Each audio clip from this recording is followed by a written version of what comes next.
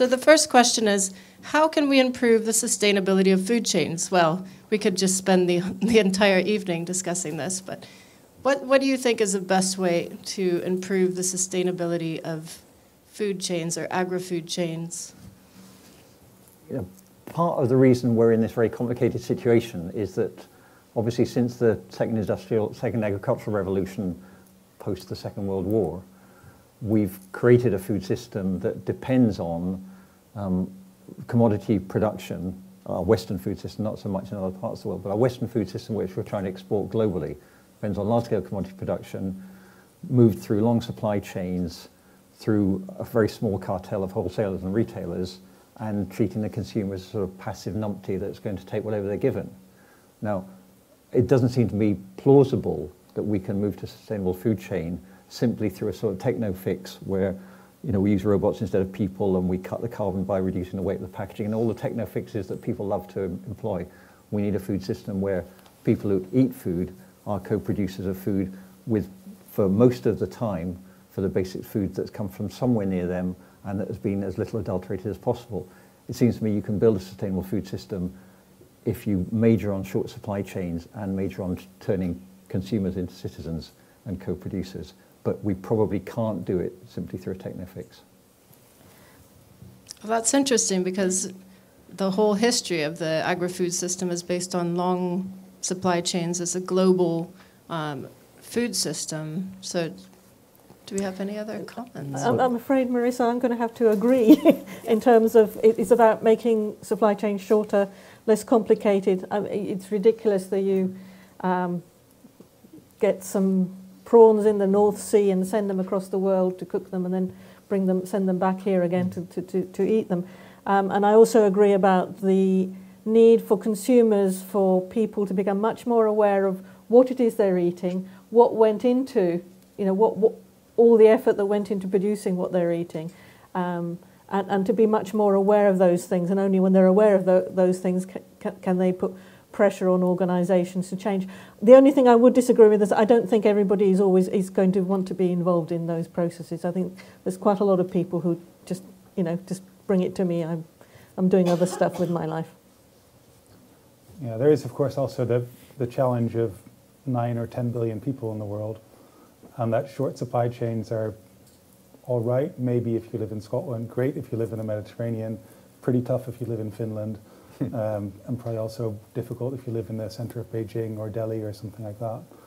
So I think that, I don't think there is a system or a silver bullet that will solve this, and just going for sort of the small multifunctional, which I think is a beautiful way of getting food and something the way I would like to get my own food, but I don't think that's the only solution that there is for the global food supply. So we will need to have technological fixes as well, and we have to look at ways of increasing productivity in a sustainable way, distributing food in a sustainable way, and ensuring that everyone has access to food, because of course there are still so many people who live in poverty and in hunger, and that's one of the important things to tackle as well. And I don't think that short supply chains are the answer to everything. Delhi's a really good example, isn't it? Because the milk in Delhi comes from short supply chains, from 100 million small Indian farmers, most of whom have a few cows. And the question is, do you improve that short supply chain by improving productivity through a little bit of extension work and some microloans so that they can produce 50% more milk from the cows they've got? Or do you clear them off the land and have some mega dairies refrigerate the milk and process it before it gets to Delhi? And so those are the choices we're facing. And it's not I'm not saying it's a simple choice, but you know, if we introduce the long supply chain and the hourglass model to the rest of global agriculture, I'm not sure that's progress. Then again, we wouldn't get chocolate or bananas or or even yeah, of course you can. Short supply chains don't mean that we don't import stuff. It just means that we know the people who make our chocolate beans, and we know the people who grow our coffee. I mean, we already do. You know, shop we run, we know the woman who grows the coffee that's in the shop. I mean, it's not a geography thing. It's a preservation of meaning thing. It's a who gets the money thing. It's a social relationship, and it's a relationship of trust. It's not about geography. The question Simon. was about how do you make a sustainable supply chain? We're talking about short supply chains, which may be one part of the equation, but to me, a sustainable supply chain is one which reflects the values we have as a society. And we need to look seriously at all the values which are embodied within what we mean by that. So depending on the perspective you take, I mean, you might feel like human well-being or education or having a more equal society, those kind of values which are embedded in a sustainable supply chain could be your main drivers. And I think what we've got to be careful of is not to narrow down this definition of sustainable supply chain to any one thing. It often is, because this is a very complex question, people specialise.